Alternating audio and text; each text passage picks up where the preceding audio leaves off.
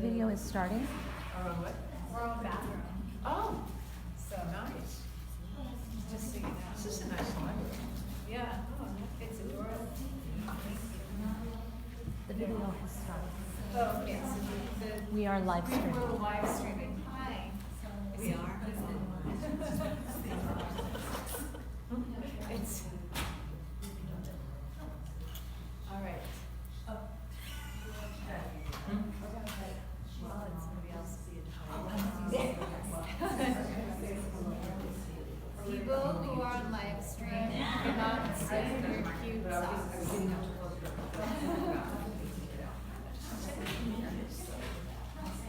What her name There's my cute socks. That makes it that much better. I like that you're doing it and looking at it at the same time. Just to make sure it's in the queue. I understand. What does it say?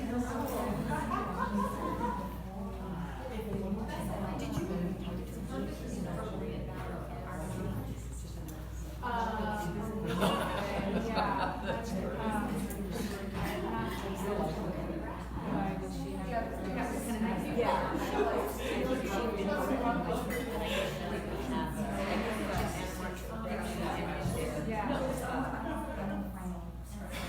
Yeah, agreement, but she didn't really have a bad experience. Other than you, she's from the end. So I'm just gonna say yes. And then I'm going to my school. Do you want to close the door, Tisha? Yeah. I'm going to my school to do that. Oh, I did, and then I'm going to do my cool. And then I'm gonna ask you guys that first question by way of introduction. I'd like to have you guys first. Oh, okay, sure. I'm gonna tell you this. So then if it needs more questions or just say that. Hello, how are you?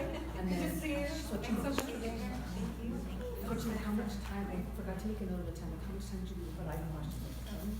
Are you here? Okay. We ready? Danielle, are we going? Yep, we are streaming already. Okay, cool. Do you want the microphone? Hi everyone. I just wanted to say welcome to our October new member orientation and submission party. We do them on every other month, the even-numbered months. We have public meetings in public spaces like this beautiful library that we're at today. And then on the off months, we have private parties for our members. Once we've met you and we know you're real people, we invite you into our homes. So it's an important part. We gotta know you're real. And I wanted to say that I wanted to thank this is made possible by the Investing in Tomorrow organizational grant from the Center of Cultural Innovation with support from the William and Flora Hewlett Foundation. This is also made possible by our fiscal sponsor, Avenue 50, and by the North Hollywood Regional Library. So thank you all. We're excited today to have Melissa Chadburn and Liz Gonzalez here to talk about how to get into residencies and workshops and other opportunities, grants, and fellowships. These events also are made possible by our leadership team, and that includes Tisha Reichley and Rashadi Jackson, a co-founder, Lauren Edgar Crow, and Rachel Warecki, and Ashley Perez, who isn't here today. So I just want to say hello, thank you all for being here. If you're new members, this area for new members, we're going to have an orientation after the panel. And have a great day, thanks. Thank you, Sophie. So, yeah, I'll try to do that. Okay, before I start talking, I'm going to try and turn the air strong.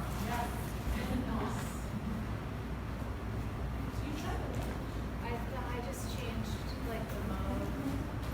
I just pressed buttons until the air stopped. I don't know. Okay. We had been turned on earlier because it was a little stuffy in here, and Melissa was eating a burrito. Oh, now the truth comes out. I was like, did you turn it on because of my burrito? And she was like, no, it's fine. And now it's Okay. under the bus. Here I am. That's why we're all friends. So I'm Tisha Wrightley, as Sachi mentioned, on the leadership team of Women Who Submit. And those of you who know me know I don't usually need a microphone. And this makes me kind of weird, but I know you want one in case you go. So I got you a microphone. Thank you. I appreciate that. This is really for you, this microphone. Where are you leaving? No, I have to get my drops. No, she got I forgot about my cough drops. Oh yeah, have some cough drops. I don't want you coughing. You start coughing on me, I might have to put a barrier right here. I'm actually better. Okay, so now for the real stuff, right? That was just like to warm up the microphone. So I'm going to start by introducing Melissa Chadburn. I'm not a big fan of reading official bios because they're on the website and you can read them if you really want to know. It lists all their publications and all that stuff. But Melissa Chadburn and I went to Antioch together from 2007 to 2009. And we have been in a weekly email check-in group with our Citron cohort for almost 10 years now. Sachi is also in our Citron check-in cohort. Am I missing anyone else is here? Did I miss anyone? Okay. A lot of other people, but they're not here. And I've been a huge fan of her work. Liz is a big fan of her work too. And when I teach high school students about personal essay writing, I always use Melissa's essay, quote, "I prayed my mom would leave," which was published in Salon in 2012. If you haven't read it, you need to check that out. And I use it as an example of an awesome opening. We talk to high school students a lot about awesome openings. You can find a link to that essay and many other essays that Melissa has published on melissachadburn.com. Please welcome Melissa.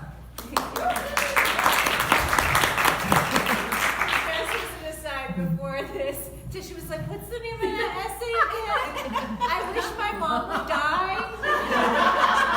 I couldn't remember the title. That's a much better title, I think. So, And I'm normally not good at titles. It's more accurate. I wish my mom would die. No, You're really irreverent on so many levels. So on that note, a poem from Liz Gonzalez's recently published poetry collection, Dancing in the Santa Ana Winds, also made an appearance in my teaching. I just shared that with her yesterday. And I'm the kind of person where I don't really ask them, "Hey, can I use your," I just use it, because they're my friends and I figure if they're gonna get mad at me, they'll just get mad at me. So I used it in a presentation about identity insecurity that I did in the Chicanx Latinx literature course, where I used to teach at Santa Monica High School, and the students loved it. So many of the students were able to make a lot of connections to Liz's poem, Confessions of a Pseudo-Chicana. And in a lot of ways, Liz and I are actually kindred spirits. We have roots in the Inland Empire, and we have both made recent appearances at Las Dos Brujas workshop and the Mahondo Writers workshop. Even though we weren't technically always in the same place at the same time, it's like we are, even when we're not. So you can find Liz's work on lizgonzalez.com. Please welcome Liz.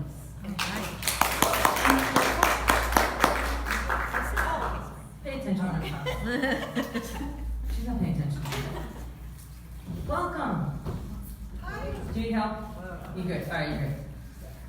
So Women Who Submit has spent the past year doing workshops on a variety of topics that we thought would be of interest to our members. And specifically, this topic, preparing applications for artist opportunities, residencies, workshops, and fellowships, we thought it would be great to have Melissa and Liz as our panelists, not only because they've attended residencies and workshops, but they've also both been readers for various workshops or residencies. And so I'm going to ask them today a few questions about their experiences applying and their experiences as readers. And then at about, I don't know what time it is right now. At 1:20, right? Because it's like 12:45 right now, right? At 1:20, so we have about 10 minutes, last 10 minutes, I will leave time for you all to ask questions. So if you have questions, I'm going to tell you, like I tell my students, write them down so you don't forget. And then at the end, there'll be about 10 minutes for questions. And if the air does come back on, or if we need air again, I'll walk around with the microphone so you can use it too, like we'll do like Oprah style.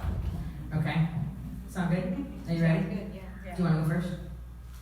This thing is really way too close to my face, and I'm going to give it away right now. So we're going to start by having having both Liz and Melissa talk about when they first applied, or their first memory of applying to a residency or workshop, why they chose that, what went well and what didn't, and how that process influenced their next choices. So we'll have Liz start. I actually wanted to talk about two, Just Well, kidding. I'm just kidding. Well, briefly, I applied for Terry Wolverton's Flex Your Writing Muscle Advanced Workshop at then it was called the Los Angeles Gay and Lesbian Center. And I was in there from 1995 through 1996. It was a free community workshop, but you had to apply. And that was a wonderful experience with me because I am a huge fan of Gil Cuadros, who passed away in late 1990s, but he's just a phenomenal writer, and if you ever want to, they might even have his book here in the library. And I got to work with him, and there were other really good writers that I got to work with there. But a major national workshop I applied to, my first workshop was Flight of the Mind Summer Creative Writing Workshops for Women in 2000. And it was for Aleida Rodriguez's poetry workshop. And I chose it because of the reputation, because I've heard about it from other writers, possibly from Terry, and I had also been in a workshop with Michelle T. Clinton. I'm going way back, I don't know That's if you... my sister. Michelle T. Clinton? Yes. Whoa. Yes. Whoa. Yes. Whoa, witness it here, live on Facebook. I love you. Okay, well, that's not yours. But anyways, okay, so... Michelle T. Clinton, Yes. Colette. Yes, she's with Colette. Wow! Wow! Okay, So so... that's going back to the Wanda Coleman days and that. Well, yeah. She was here in LA, or she? Yeah, Michelle T. Clinton, I was in Michelle, which I didn't have to apply for, but Michelle T. Clinton had a workshop that was a multicultural feminist creative writing workshop at Beyond Baroque, and that kicked butt. That had a lot of women. And anyway, so I may have heard about it from her because she was very generous in making suggestions and giving us information as to where to apply and what was available. Anyhow, so I applied for Flight of the Mind for Aleida's workshop, and I got in. And Aleida Rodriguez, if you don't know who she is, she just actually won a COLA award here in LA, and she's been around for a long time, and she's amazing. And so I chose it for the reputation. I love that it's a women-only workshop. I love that it was in woods, in nature. I really love woods, nature. And it was in Oregon. I'd never been to Oregon before, so I was excited about that. And also, it was affordable to travel to.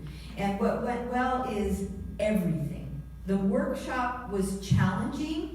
It nurtured my writing as well as stretched it. The participants in the workshop and the participants overall were warm and wonderful, and they had really good events after, the workshops. So for example, Elena Maria Viramontes and Aleida Rodriguez they gave a reading, and then they had a Q&A in the evening. So it was like a heaven. It was like a heaven. Good thing she wasn't like, and that Michelle is a real drag. Yeah, Michelle was a poet laureate in Berkeley at one point. So let's see, my workshop, but thanks for sharing that, because I then went down memory lane and thought of much more fond memories of residencies and workshops that I had applied for that I forgot, like Little Baby Me, a Little Baby Dyke in San Francisco. I did my first workshop I ever participated in was in Oaxaca, actually.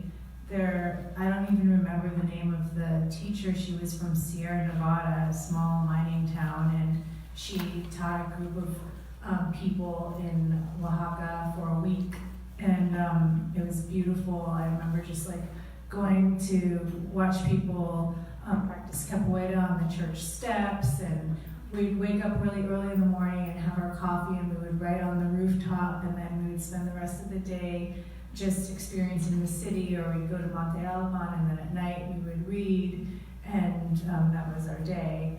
We did that for about a week, and it was beautiful. The residency that I had come to mind when Tisha first posed this question was the Stegner Fellowship. That was like, I'm gonna apply for Stegner. I had gone to school, I had my MFA, and I really wanted to be taken seriously as a writer, and I thought that that was the barometer for being taken seriously as a writer. So Stegner Fellowship is a fellowship that's hosted at Stanford. You get a stipend, it's part teaching, part writing fellowship, I think, for the course of 2 years. And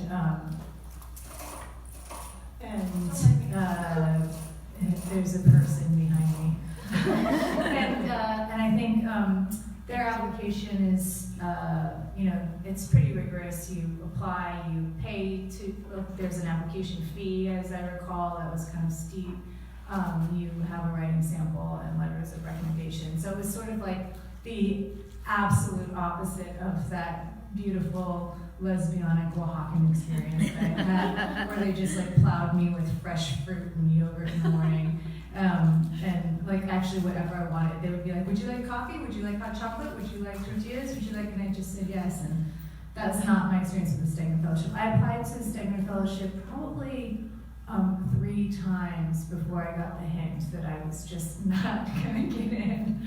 I just didn't get any response at all. And so, and to me, I think I eventually came to discover that the things that I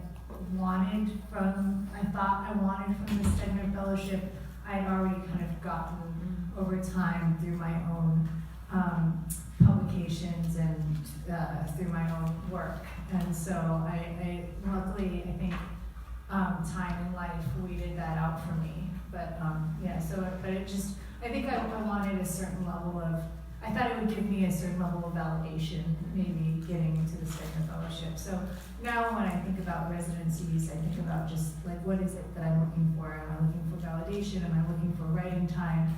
Am I looking for to work with a specific mentor? Those are the types of things I've come to ask myself when I apply. Oh, my turn. Apparently I'm supposed to have these ready to ask these questions. I also, you'll notice I'm taking notes because I can't remember everything. I have the memory capacity of a gnat. So, but what I have noted is that both of you mentioned, Liz, you mentioned how affordable Flight of the Mind was. And Liz knows this. I also went to Flight of the Mind, so that's our third spiritual connection. We went there at the same time. Our third spiritual connection, because I did my workshop with Elena. And then I met Maria Viramontes, was amazing. If you don't know her work, I highly recommend reading her novel. Their dogs came with them. But yeah, so we like those 3. We were there, but not at the same time. You don't care. I think I don't know what I'm talking about. I think you were there when I was there, and you just don't remember. Do you remember that I was there? You remember me? I'm loud as hell. If we were there at the same time, you would have heard me. No, okay. But I didn't go. You said you went in 2000. Yeah, I think you went in 2000, and you just don't remember. I didn't go in 2000. I went in 1996. Oh, wow. It's a long time ago. We've been doing this a long time. Okay, but besides that, what Liz mentioned about Flight of the Mind, which I totally agree with, is about its affordability. And Melissa, you mentioned in that whole Stegner Fellowship application process, kind of the unwieldiness of the expense. And so I'd like both of you to talk a little bit in whatever capacity you want, either about residencies or workshops or looking for fellowships. Like, what are some of the ways that you could recommend to our members about looking for funding, applying to funding, and these different ways of trying to make this writing pursuit, these artistic opportunities, affordable? So, whoever wants to start. Yeah, go ahead. Well, with the Flight of the Mind, I also was awarded a scholarship, and that was important to me too. Was that there are scholarships available. At that time, I had just recently graduated with my MFA and was paying a student loan, and I wanted a scholarship. And when I applied to residencies, I mean, both the residency and workshop has to be affordable to travel to and to attend. And with residencies, there are residencies that I'd like to go to that are free, and some even pay you a stipend, or they feed you, or both. And I'd rather go to those than when there just hasn't been any that interest me where you have to pay to stay. So that's what I prefer. And what, I'm sorry, the question was, what we do for funding. When I went to the last residency I went to was in 2017, and it was the Kimmel Harding Nelson Center for the Arts. And so it was for creative writing, visual arts, all different arts in Nebraska City, Nebraska. And they offered the stay was free, and instead of feeding you, they gave you a stipend. And that worked out best for me because I was conducting research on a book project I'm working on, and I needed to travel a lot. So I wouldn't have been able to make the meals there. But now I forgot the question again. Funding. Oh yeah, funding. So what happened, I'm very fortunate in Long Beach, the Arts Council for Long Beach has different types of fellowships. And so they don't pay travel expenses, and they don't pay for you to go and attend a workshop. But what they did offer me help with was to go and conduct research while I was there. They helped pay for that. So that's where I found funding on top of getting the stipend from KHN. And I highly recommend Kimmel, I never can remember the correct name, I keep wanting to call it Kimmel Harding Nelson Center for the Arts. I highly recommend it. Oh, I'm such a buzzkill. You can be a buzzkill. That's okay. Really? Hey, Okay. I think that's, we heard it from I feel all like I recently come upon if it feels like this is a pay-to-play game, it's because it is. Mm-hmm. You know, I mean, I really came upon that realization this last year. I think that I reported on this literary grifter who took money from people. I mean, look, writing is an unregulated industry, and so there are lots of workshops out there that are being taught by people who don't have any credentials, and they don't promise you anything in return. It's not like they can say, hey, you're going to be a famous published author at the end of my workshop. And so, you know, what you get back is just a myriad of different things. Some people have gotten line edits and global notes after a workshop. Some people have just gotten people just saying, so after I reported on this literary grifter, my inbox was just stuffed with emails of other people's reports of their experiences of being grifted by other workshop leaders, you know, because some people will charge you thousands of dollars to go and learn how to write, and you'll write and they'll say, oh, it'll be a memoir class. This is the most recent one I've heard. It's a memoir class, and the notes that they got was, you should write fiction. After $6,500, you should write fiction. And unfortunately, a lot of the people who are paying for these classes are women of color, women who are marginalized. Oh God, I'm gonna cry. I'm also have my periods. And now the whole world knows on Facebook. And I enjoy crying, so it's okay.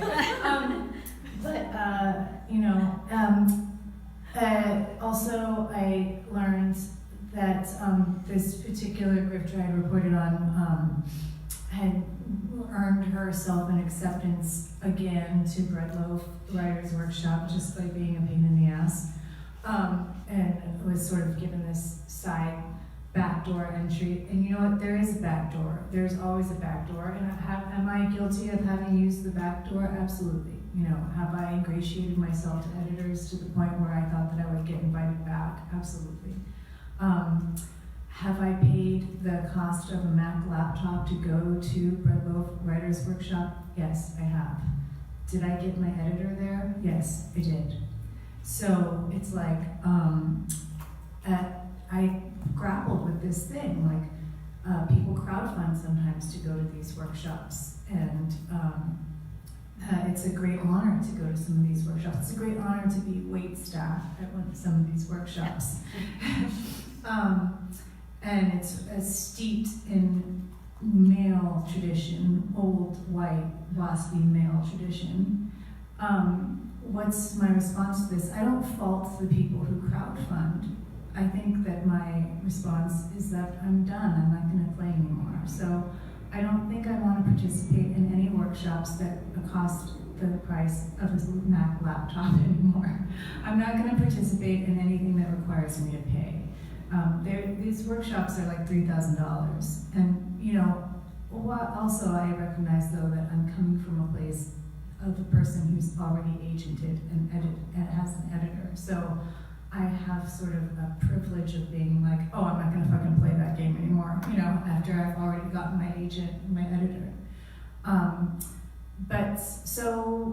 My advice to other aspiring authors is, again, like, think about what it is that you want. If it's just time and space and breath away, I would definitely consider, I guess, go to where the love is, like whatever that is, because this is a really difficult, challenging, and hopefully joyful process.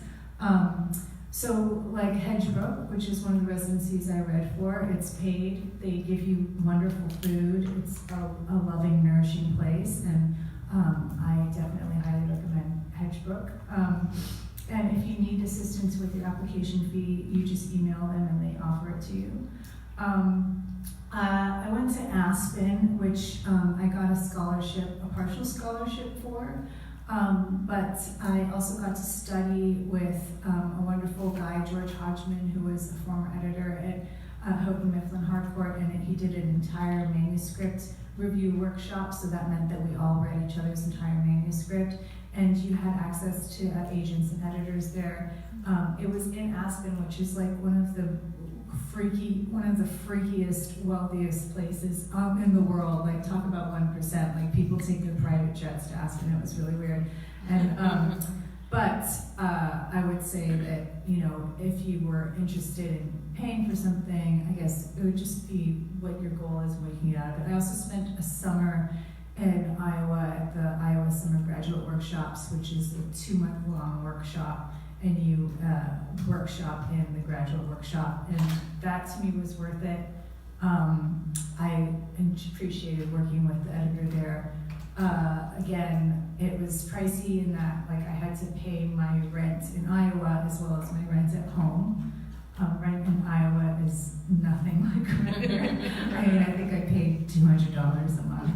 So just to give you an idea of what rent in Iowa was like. I really had to work hard to like spend a pretty penny for dinner. Like, I would have a steak dinner for like, I don't know, $8. So, anyways, I don't know where I'm going with this. It just depends on where you're at in your process, what you want, and more aligned with like who you want to work with, or if you want time alone. In terms of how important funding is for me, it's incredibly important. I'm super passionate about economic equity and diversity in publishing, and I don't want to contribute to the lack of equity in the literary community. Yes. Do you know the name of the workshop in Aspen? Do you remember? Is it still running? It's the Aspen Summer Writers Workshop. Aspen Summer Writing Workshop. Summer Writers Workshop. Well, I just as far as recommendations, I think that I don't like to pay. That's a huge consideration for me. And so, if it's to work with somebody that I would really love working with, maybe, but definitely you want to check out and see, and really think about it. Do I want to go in debt for this? Do I want to have, charge on my card? And might this person be giving a workshop somewhere else? Maybe you could even contact that person and find out if they're giving a workshop that's in a that's at a more affordable organization for you.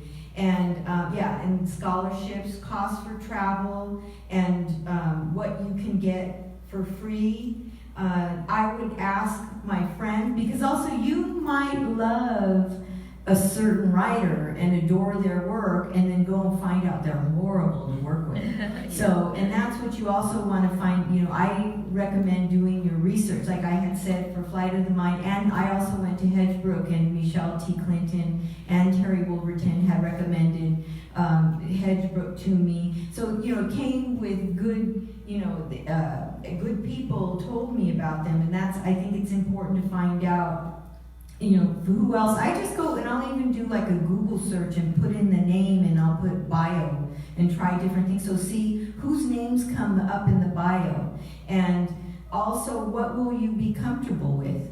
That's really important. So for example, at Hedgebrook, there was a woman who, she didn't like sleeping upstairs. And she didn't like using, it's a wood stove to keep you warm. And she didn't like having to do that. And so, she was not real happy there. But they're honest about it. You can look at the site and you can see, and somebody can, you can ask questions. So I encourage you to ask other people questions that have been to these places or studied with these people.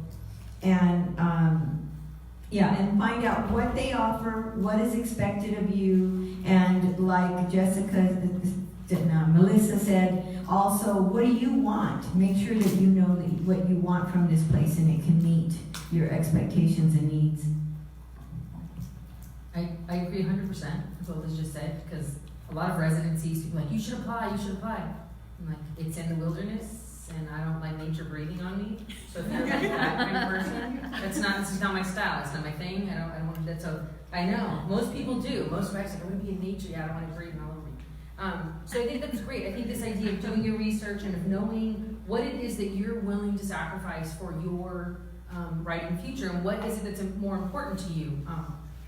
I just want to stay at home, but that's not always possible. So let's talk a little bit and tell us a little bit about putting together that application. I know members often have questions about putting together the writing sample and the CV, and if you've ever had to put together a plan of work for those residencies, how did you go about doing that? What resources did you use? Those kinds of things. So if you could talk a little bit about those, that application process.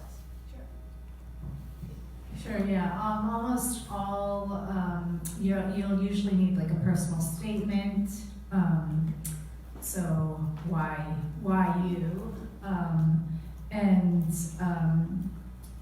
I would gently suggest, I'm not a big fan of advice, but I would gently maybe suggest, or from my experience, what has not been helpful is just I just need time away from all these people. It can't be just I just need a minute.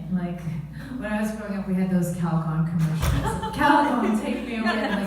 That does not make a personal statement. Usually you need to let them know who you are and how the work that you create during this residency is going to contribute to the larger community as a whole, I would say. And then what I have had to build out, when I'm getting grant funding, a budget or how I'm going to use my time, and or how I would use the funding or how I would use the money, and I would always just point towards the larger community as a whole, how my work there is going to contribute to the larger community as a whole. And then the one thing that I needed to learn that nobody ever told me until I had applied to some of these places a couple of times is the work that I submitted, let it be your best work.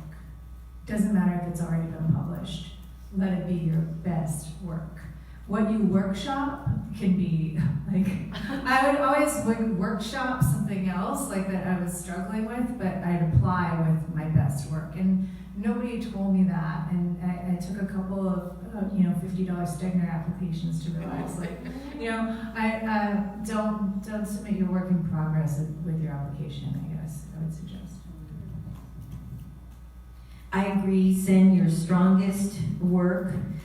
For the personal statements, I had some friends, so for example with Hedgebrook, I had some friends who had gone to Hedgebrook, and I asked them for they had recently gone, so I asked them for their example, for their personal statements as an example. So I highly recommend asking other people, one of the things that I don't know how to say this, but anyways, one of the things that some people, you might all understand, but sometimes people will ask strangers for their personal statement or for help, and then they get upset because that person isn't going to help them. And understand that sometimes people, they don't want, their personal statement is personal, and they also might be real busy. So I just, but yeah, you can find some friends who are happy to help you. Maybe they're not even your best friends, but they're good friends, and they're all about comunidad, and so they're happy to share their statement with you. And also, depending on the workshop, so for example, if I were applying to a poetry workshop, then I would send my strongest poems. I wouldn't send something a fiction piece. So I think it's important that if you write in different genres, to send the genre to which you're applying, and to do that. And also, you didn't ask about the CV yet, right? But you can talk about that. Okay.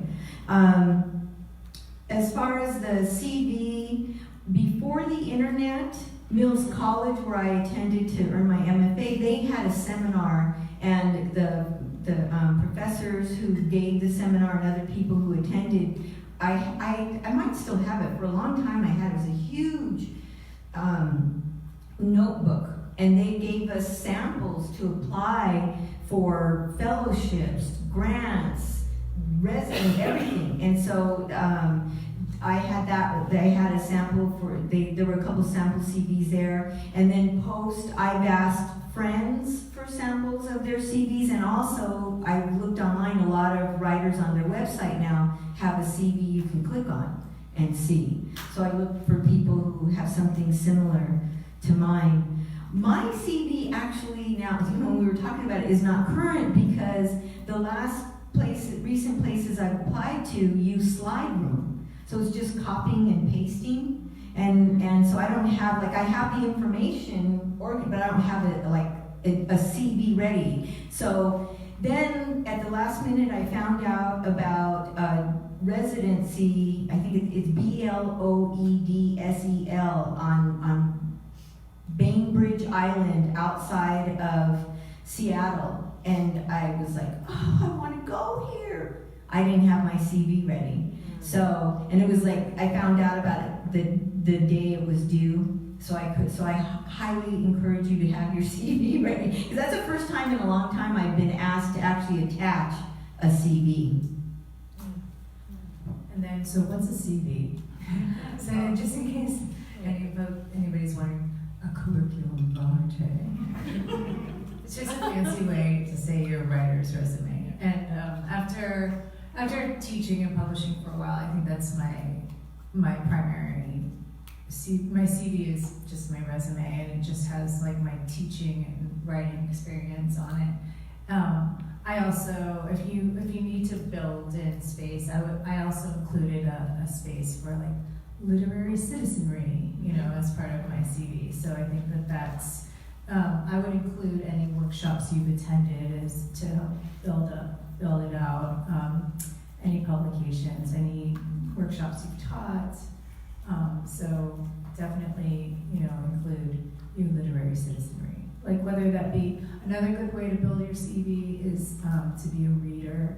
I know a lot of places that have journals, workshops that have journals attached to them have internships. Tin House, for example, has a reader's internship that's open, that's national. It's not just based out of Portland, and you can read for them submissions, and that'll help build your CV. It's also a really great way to learn about what they're looking for when it comes to publication and for their workshop submissions. And another thing I wanted to say back to that pay to play thing that I was going on about. I had written recently in Lit Hub, I think, a piece about this, but I did the math. Man, you guys, I did the math. I've spent about $95,000. That includes my MFA, but I've spent about $95,000 to date towards my writing. And my book deal was for $10,000. That's $5,000 upon signing, and then $5,000 upon publication. And I get an extra $1,000 to record the audiobook. So that's the math. I'm about $85,000 in the red. I mean, to be fair, I do earn a living through writing. I teach and I manage fellowships, and I'm a freelance writer.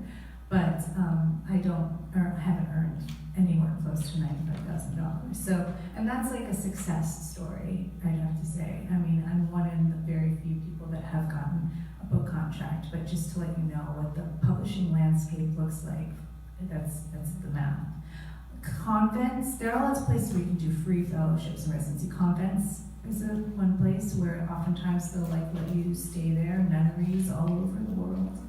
In New Mexico and really beautiful places will let you stay there. I also practice immersive journalism. I took my students to Casa de Migrantes, which is a shelter for men who have been deported in Tijuana, and they will allow me to stay there for free for a month for an immersive project. So oftentimes community organizations and centers that are somehow related to your project will often let you stay there for free as well. I'm never going to do the math, ever. Yeah, I'm not going to do that. I refuse. I don't want to know. I'm sure that the numbers are astronomical.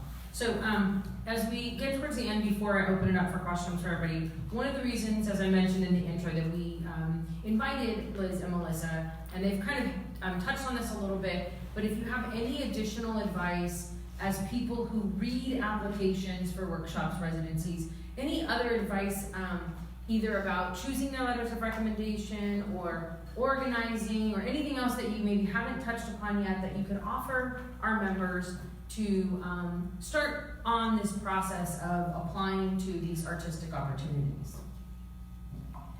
I read for Mocondo Writers Workshop, which is held in San Antonio. I've read applications for that, and I also read for the Arts Council for Long Beach Fellowship, which also involves visual artists and people in different arts in addition to writing. And I also, for the Arts Council, I read for organizations that were applying, and to me it's very similar. In addition to asking people and looking online for examples, follow the instructions because they get, these are, a lot of them are nonprofits. They don't have very many, they have a small faculty, a small staff, and you want to help yours shine. You want to make yours shine, help them do the work, and so they appreciate when they don't, some will follow up with you and say, oh, you didn't answer this, or your sample was too long, or whatever. But a lot of places, they're just so busy and they're overwhelmed with applications, and so yours is going to get put aside. So follow the instructions. Get an early start. I usually do, except that one that I had just found out about at the last minute. And contact them if you have questions. That's also a way that they get to know you. Maybe they're not reading the staff, but they get to know you. You get to know them, and you get a vibe for, feel for them. So if you have questions, don't be shy.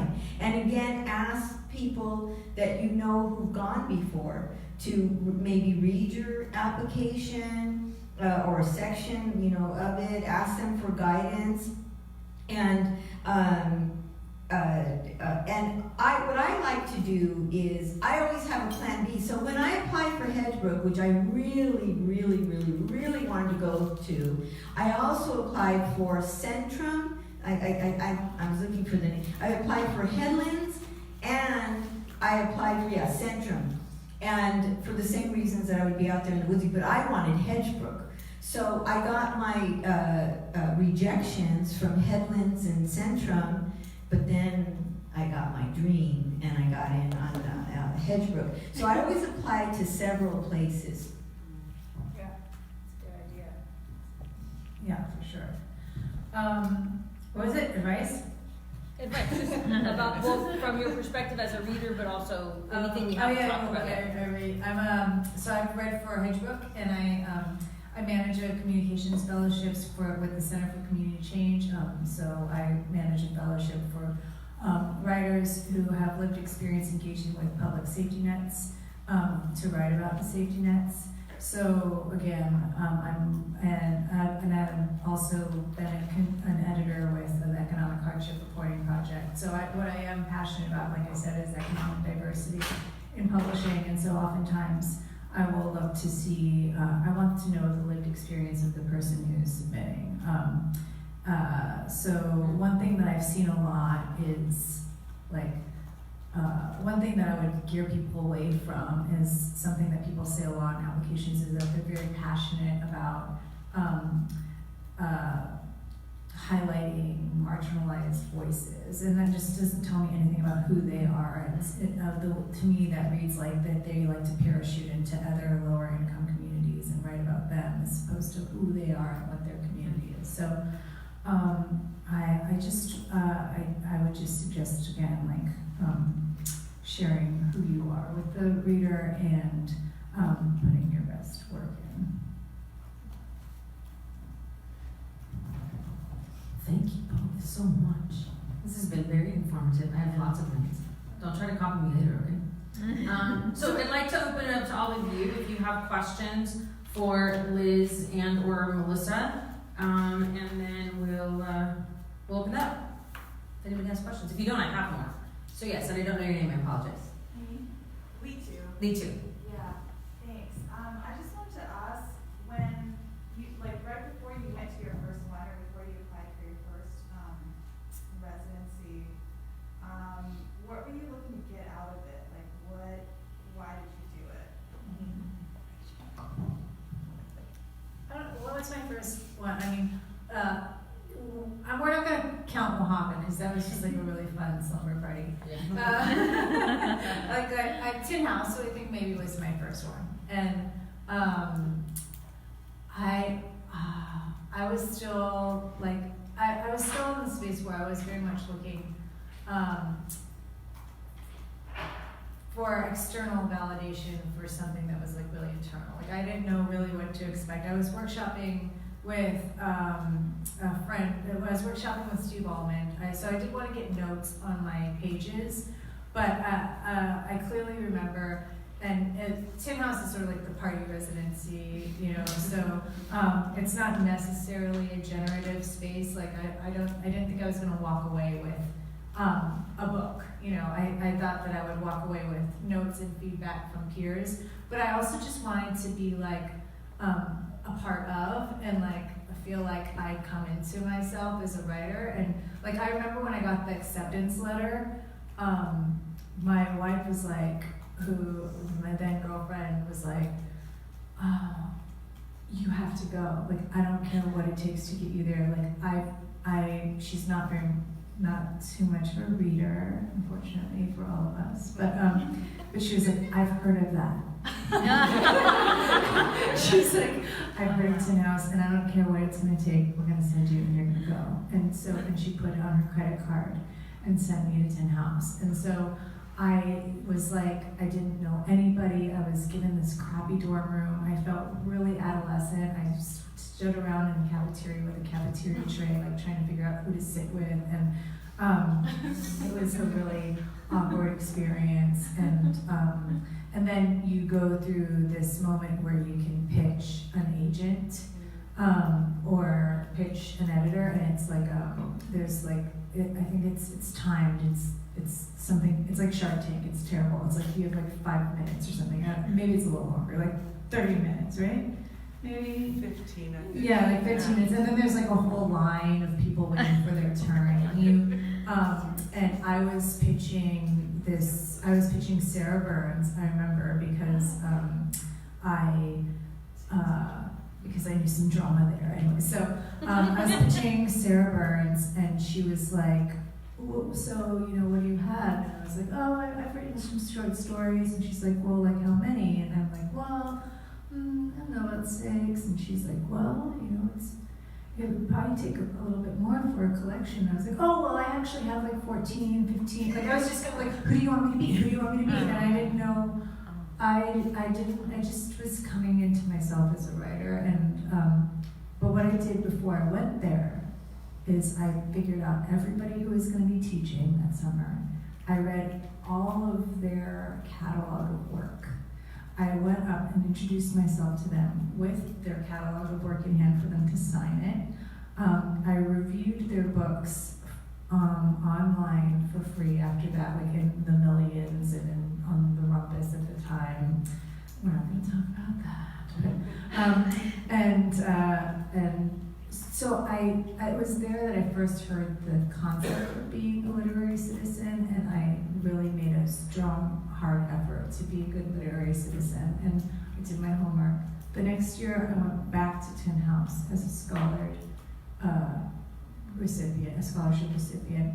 I got a huge, my room situation was, everything was different. I had this huge room, it was like 2 rooms connected together in the fun part of campus, and I was invited to the teachers' cabin or whatever, and I sat down with Matthew Stegner and Dana Spiota, and they were giving me notes on my work,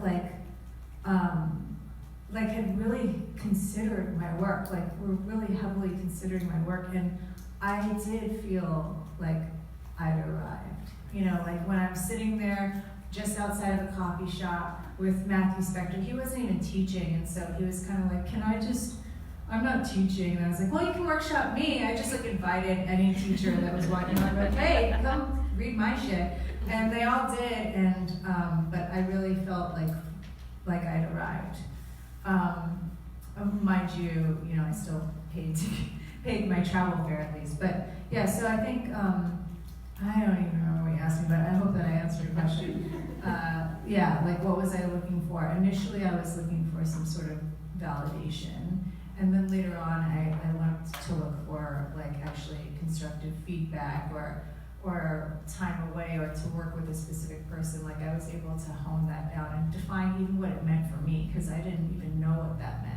I just knew I wanted to be in the same space and sphere. There is something that happens sometimes when you're at a residency or a workshop where you're amongst your people. All of a sudden, everybody is talking and thinking and dreaming about the thing that you care about the most. Everybody, you're on this planet where writing is the norm, and so that's kind of neat and fun, and you get that extra buzz going, and you get to live or be in your story and in language. So that was neat. I don't have a writing career, and it's obvious that I don't, because I don't make choices like you do. What I wanted when Implied into the Mind is no more, unfortunately. 2000 was the last year when I went. But when I went, it was the going away to the residencies and going away to the workshops, those were my vacations. Instead of going away on a vacation, that was my vacation, and it was a vacation, and so it was to be with my own, to just spend time at a place that I want to be at, with writers that I admire or feel comfortable with. And like I said, I knew that Flight of the Mind was a good place to go, and it had good energy, and I expected that, and I did get that out of it. And Aleida Rodriguez, I love her poetry, and she's here in Los Angeles, and I knew her, but to go study in a heaven with Aleida, go study poetry with Aleida, who I knew was going to be good for my work, and she was, and that's what I wanted, and that's what I got. So for me, I'm all about the party. Not drinking party, but having a good time. But yet it feeds my writing. It feeds my writing, and I get to be with other writers that I feel good with.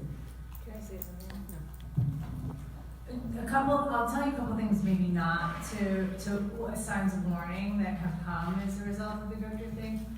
Do not pay for a workshop through PayPal, friends and families.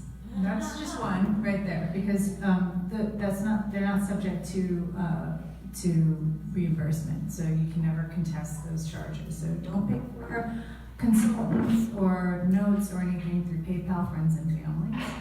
Make sure that whoever's teaching the workshop will give you what it is that you're seeking, like line edits and global notes, stuff in writing that you can take with you later on. And also, they don't necessarily have to be published authors. Like, I know a lot of people who are really great at the craft of editing that don't have tons of books out there, but they do need to have some sort of, I think, formal training, be editors, and perhaps, because there's a lot, like I said, there are a lot of people out there that are just like hawking their wares and they don't have any training or publications to their name and are lying about their publications actually. So I would say those were my main things that I would look for. Desiree, you also had a question. Thank you for sharing your expertise. Melissa, I love how strategic you are. And so, 2 questions actually.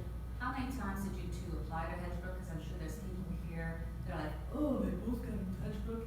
And what about this backdoor entry? I want to hear more. I was going to say some dirty right there. I was waiting for dirty. We are on Facebook Live. And we're on Facebook Live. We're on Facebook Live. The backdoor entry. Bow chicka bow bow. No, okay, so I would say, wait. I'm so sidetracked by that backdoor entry thing.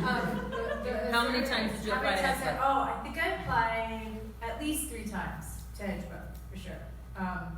If not more. So yeah, definitely that. And I even applied when people were like, I'm reading for Hedgebrook. I've been a reader for Hedgebrook, and you just do not know whose work you're reading. And actually, I would say Hedgebrook is the most also diplomatic about the way that they they have multiple readers that are working in teams that are reading multiple applications at once. There's no names on the person's work, so you don't really know whose work you're reading, and then different teams select the applications to go up to tiers. I hope that made sense what I just said, but because there have been lots of places where I've applied and there's just like one reader at that gate, and that hence the back door, right? I've known that to be in publications as well as in residencies, that your acceptance is just on the hands of one person, and that just meant you needed to ingratiate yourself to that person, and they would just say like, oh, send it directly to me, and I'll let you in. The most egregious of those again was with the grifter. She hired this woman to edit her essay, which was about her relationship, and she paid her thousands of dollars, and they went through it a couple of times, and her husband is the editor of the Modern Love column, and he accepted it on the caveat that she needed to have it go with the editor one more time. So she sent it to his wife, Kathy Hanauer, and paid her another $1,000, and then it was published in the Modern Love column. There's no, so that's what I mean by backdoor.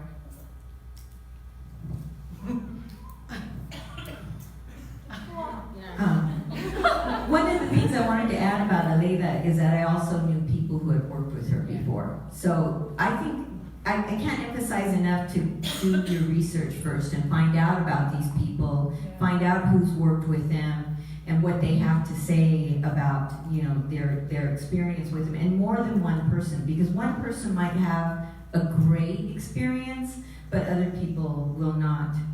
Now, it may have been the time when I applied, but I was accepted for Hedgebrook the first time I applied in 2004.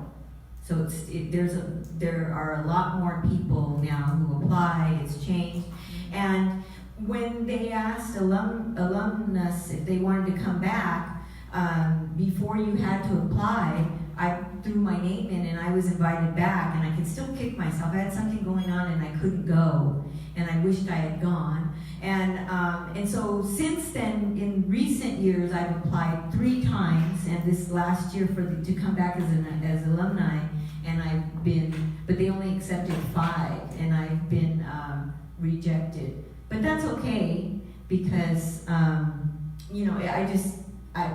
love to go, but it's not as, I don't need it as much now to go there, but yeah. So we are a little over time, but if somebody has a burning question, I'll take one more question, please. So when I look at these applications, there's always this place for like awards, which I don't have. And then, list all of your publications, which I also am a little thin on. As readers, how much was the content of what you were reading important compared to the awards and publications? Well, for Macondo, it's a master writer's workshop, so you have to qualify for you have to qualify for it. You have to have met their qualifications, and they give you different options that you can fulfill. So you don't have to have won awards, And for the Arts Fellowship, it's for me personally, their personal statement and that they bothered to complete the application correctly, that's important. Their personal statement and their sample, that means a lot to me. Somebody may have won a lot of awards, but they're thin on, their work isn't, they might not be a good fit. So that's the other thing is are they a good fit for Macondo, for whatever it is that I'm reading for? Yeah, I don't really pay attention to the portion of the application. I just look at your spread example mostly. That's mostly what I care about. There are times it's been my experience too when I'm seeking grant funding or I'm applying myself. I have noticed that with more publications, there have been more invitations. I'll say that. I never realized, for example, that you would get, before I applied to Redlow so many times, and then after a while I'd start getting invitations to apply as a fellow because I was recommended by somebody else that either was the TA there previously or a fellow there or my editor. So I started getting invitations to apply to certain things, to certain scholarships after I got certain publications. But generally, as a reader myself, I don't care about those things. So I want to thank you all for coming. Let's give Melissa and Liz another round of applause. We're going to take about a 10-minute break. There are snacks on the back table.